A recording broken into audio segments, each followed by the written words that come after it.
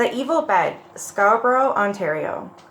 The idea that a piece of furniture can harbor ill will for the living seemed as preposterous idea. Surely nails and glue and wood cannot combine to create an entity capable of producing emotional responses or cause afflictions for its owner.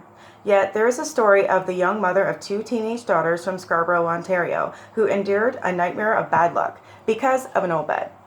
She said it was cursed, and the curse touched all who came in contact with it. She told her story to a reporter named Tony Carr.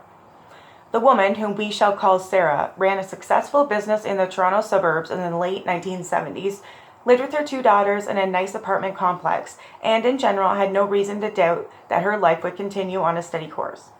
Until the night she found the bed. Walking from my car to the elevator, something made me glance at the far corner of the underground parking lot. That's when I first saw the bed.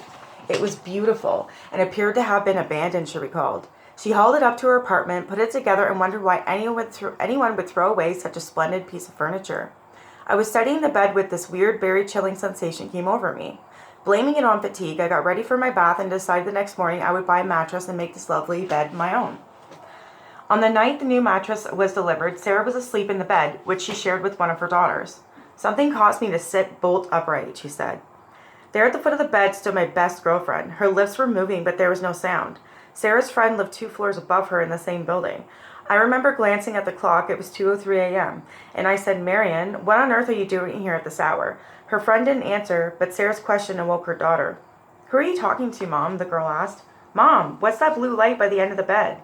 Marion's apparition, appearing only as a blue light to the girl, faded. Mother and daughter were too upset to go back to sleep. As they sat at the kitchen table, someone knocked at the door. Sarah cautiously opened it a crack. 2 police officers stood at the threshold. After confirming her identity, one of the men asked, Do you know Marion Ducott? Yes, I do, Sarah replied. Well, I'm sorry to have to tell you this, one of the officers said, but she had just been murdered. The story they told was that Marion had been walking to the elevator in the parking garage when she was jumped by a man wielding a heavy wrench. She was beaten to death. Her killer lived in the apartment directly above Sarah and just below Marion Ducott. The killing had taken place in the parking garage below Sarah's apartment and in almost the same place where she had found the abandoned bed. The killer could offer no rational explanation for his actions. I don't know what came over me. It's as though I was possessed, he said later. Sarah claimed that after the murder of her friend, the bed seemed to become a living thing. She felt the bed trembling as she tried to go to sleep later on the night of the killing. There was something strange about that bed. Who had thrown it out in the first place, and why? Although I hadn't mentioned the trembling in the bed to my daughters, neither of them would sleep in it. My youngest, who wanted to sleep in it, ran from the room screaming, Someone's laughing at me from under the bed. Even more bad fortune descended on the young woman. Her business had failed, she said, because of a fire and an unscrupulous wholesalers. Her car was demolished in an accident after the brakes failed, for no apparent reason. It was the bed, she reasoned. Her problem started when she hauled that bed up to her apartment. Perhaps if she got rid of it, her troubles would cease. I tried to sell, but as soon as people saw it, they became frightened. I tried giving it away. A junk dealer took it. The next morning, my bed was laying against the side of the apartment building. Finally, a friend offered to take it off her hands. He thought the trouble with Sarah was not with the bed, but as they reconstructed the bed in his home, Sarah was so overcome with anger she started pounding the bed with a hammer. She really blamed it for her troubles. Her friend chuckled and asked if she thought the bed might start weeping if she heard it enough. She stopped and agreed that what she was doing was pretty silly. We were still laughing when I glanced at the bed and saw something that stopped me cold. Trickling from the hammer marks were little streams of water as though the bed was crying. Her friend attributed the water to condensation dripping from some overhead water pipes. Sarah said they weren't close enough to have that kind of effect.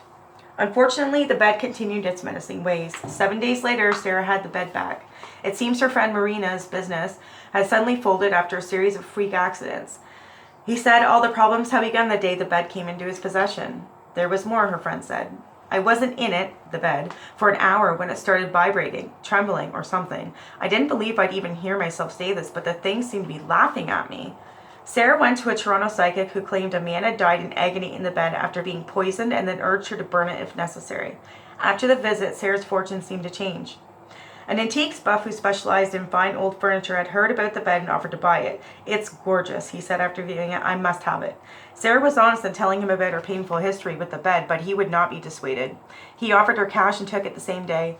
My nightmare had ended. I felt as though a great burden had been lifted from my shoulders, she recalled. The man who bought Sarah's bed added an ironic footnote to the story. It seemed that since he bought the bed, nothing but good luck had come his way. His business more than doubled and gave up the idea of closing it down, which he had been contemplating before he bought that bed. It's right out of the blue, he said, of his success. He hadn't slept in, he said, but I will. Sure, bad luck won't happen to me. Sarah hoped her life would return to normal, but she wasn't entirely certain. Maybe, just maybe, my life and that terrible bed will be intertwined once again. The Cottage, Saskatchewan Beach, Saskatchewan. During the late 1900s, Jean Moore took her two children, then ages 7 and 4, to a cottage on Saskatchewan Beach for the summer. She was very happy to find such an idyllic, warm-weather retreat, but a series of events that took place there one night were so strange that Jean still clearly remembers them. The well-kept cabin had been in the same family for nearly 60 years. It was marvelous, Jean recalled, noting that a rocking chair, a unique freestanding hammock, and several interesting pieces of wicker furniture remained in the living room. A china cabinet held an eccentric collection of teacups and saucers, which Jean and her children used for elegant tea parties. Some of the saucers even matched the cups, she said. A narrow staircase led to an attic room that the children called the tower, in which they would play for hours on a rainy afternoon.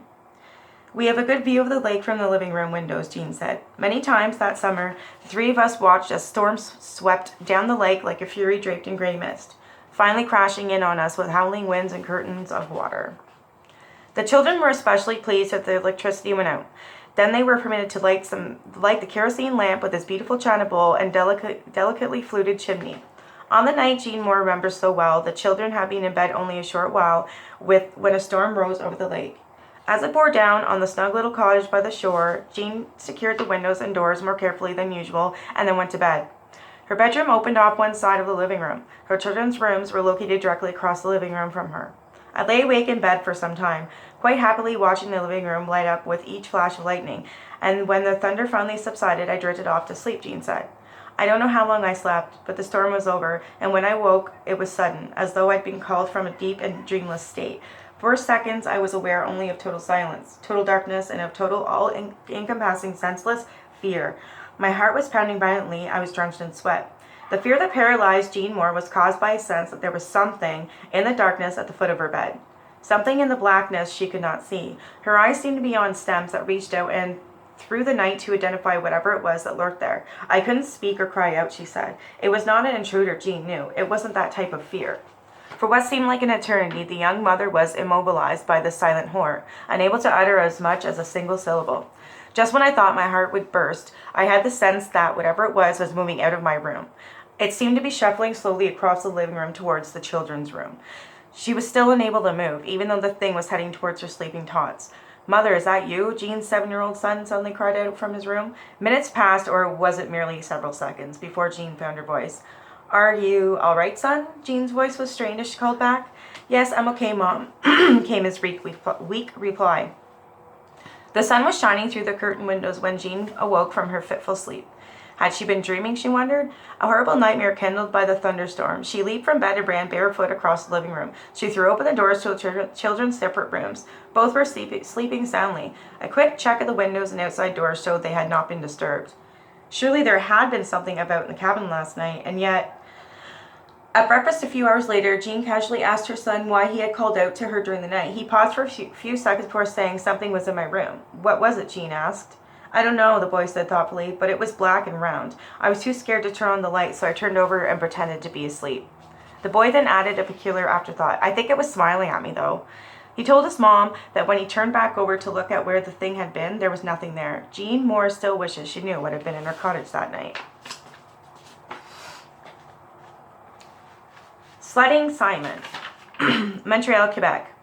The most persistent ghost legend in Montreal dates to the 18th century and concerns one of the city's most colorful characters, the Scottish fur-trading baron Simon McTavish. His ghost is said to rest uneasily in a mausoleum on Mount Royal. To understand McTavish's continued longing for an earthly existence, it is necessary to know a little about his eccentric personality and extravagant lifestyle, which earned him the nickname Le Marquis. McTavish landed in Canada after living for a number of years in New England during the late 1700s. and established himself in the fur trade. In his early years, he traveled by canoe as far as the Great Lakes buying pelts. He later became a principal owner, with Simon Fraser as one of his partners, of the Northwest Company, which, from 1780 to 1821, dominated the fur trade throughout most of the North American continent. The business acumen McTavish exhibited is not what kept most Montrealers enthralled. The man's appetite for hard work was matched equally by his appetite for food and for love. A bachelor most of his life, he said he was never happy unless he was in love, or falling in love. Apparently that happened quite frequently. He was equally famous for his grand parties and for his craving for oysters and alcohol, both of which he consumed in large quantities. McTavish eventually married a woman, French-Canadian woman, but it would not be a long union. Therein lies the beginning of the tale of Simon McTavish's ghost. The old Scotsman promised his bride that he would build her the most fabulous mansion in all of Montreal atop Mount Royal, but McTavish did not live to enjoy either his marriage or his new home. He died in 1805 during the construction of the mansion and was buried in a mausoleum, which can still be seen inside the park that tops Mount Royal past the end of Rue McTavish. The mansion was never completed. The joie de vivre that made the rich fur trader one of the Montreal's great men about town might be the reason legends persist that he continues to roam his old neighborhood. His unfinished mansion came to be called the Haunted House of Mount Royal. Some said that for a long time after McTavish's death, the rivalries of great parties could be heard from within its partly completed walls. Those with more fanciful imaginations swore that fairies danced on its tin roof. One or two of his old acquaintances whispered that he died after seeing the ghost of a former mistress in the mansion during one of his frequent forays to oversee its construction. But it is outside on the wintry slopes of Mount Royal that Simon McTavish's ghost is in its element. The scene can be grim and quite startling. McTavish is sitting up in his coffin, the lid flung open, tobogganing pell-mell down the mountain. There may be some truth in the reports that something ghoulish did at one time come sliding down Mount Royal.